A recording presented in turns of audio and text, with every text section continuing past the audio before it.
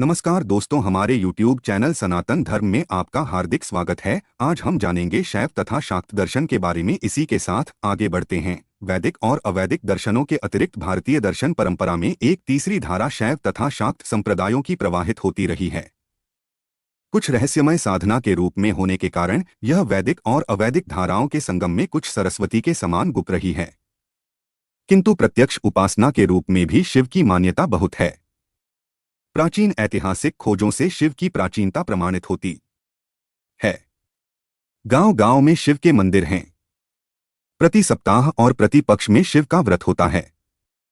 महादेव पार्वती का दिव्य दाम्पत्य भारतीय परिवारों में आदर्श के रूप से पूजित होता है। ऋग्वेद और यजुर्वेद के रुद्र के रूप में शिव का वर्णन है, किंतु प्राय शिव को अवैदिक लोक देवता माना जाता है। दक्ष के यज्ञघवंश के प्रसंग के द्वारा शिव की अवैदिकता का समर्थन किया जाता है। पौराणिक युग में भी त्रिदेवों की तुलना के प्रसंग में विरोध के आभास मिलते हैं, किंतु आगे चलकर शिव एक अत्यंत लोकप्रिय देवता बन गए। शैव संप्रदाय प्राय गुप्त तंत्रों के रूप में रहे हैं। उनका बहुत कम साहित्य प्रकाशित है। प्रकाशित साहित्य भी प्रतीकात्मक होने के कारण दुरूह है।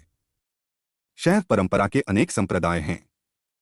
इनमें शैव, पाशुपत, वीर शैव, कालामुख, कापालिक, काश्मीर शैव मत तथा दक्षिणी मत अधिक प्रसिद्ध हैं। इन्हें शैव परंपरा के षड्दर्शन कह सकते हैं। शैव सिद्धांत का प्रचार दक्षिण में तमिल देश में है। इसका आधार आगम ग्रंथों में है।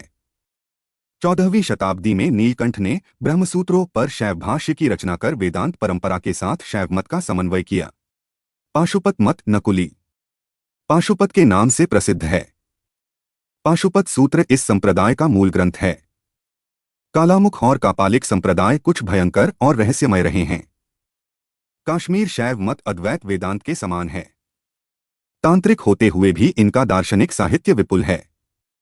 इसकी स्पंद और प्रत्यभिज्ञा दो शाखाएं हैं। एक का आधार वसुगुप्त की स्पंदकारिका और दूसरी का आधार उनके शिष्य सोमानंद 9वीं शती का प्रत्यभिज्ञा शास्त्र है। जीव और परमेश्वर का अद्वैत दोनों शाखाओं में मान्य है। परमेश्वर शिव वेदांत के ब्रह्मा के ही समान हैं। वीरशैव मत दक्षिण देशों से प्रचलित है। इनके अनुयायी शिवलिंग धारण करते हैं, अत इन्हें लिंगायत भी कहते हैं। 12वीं शताब्दी में वसव ने इस मत का प्रचार किया। वीरशैव मत एक प्रकार का विशिष्टाद्वैत है। शक्ति विशिष्ट विश्व को परम तत्व मानने के कारण इसे शक्ति विशिष्टाद्वैत कह सकते हैं। उत्तर और दक्षिण में प्रचलित शैव संप्रदाय भी उत्तर वेदांत संप्रदायों की भांति भारत की धार्मिक एकता के सूत्र हैं। कैलाश से रामेश्वरम तक पूजित शिव भारतीय एकता के मंगल देवता है। दोनों की यात्राओं के द्वारा भारतीय एकता का व्यावहारिक अनुष्ठान होता। शक्ति पूजा का स्रोत संभवत प्राचीन भारत के मातृतंत्र में है। भारतीय परिवारों में देवी की महिमा बहुत है। स्त्रियों के नाम में प्राय उत्तरपद के रूप में देवी शब्द का प्रयोग होता है। शक्ति के अनेक रूप हैं। लक्ष्मी, सरस्वती, पार्वती, काली आदि के रूप में देवी की उपासना होती है। शक्ति इच्छा रूप है।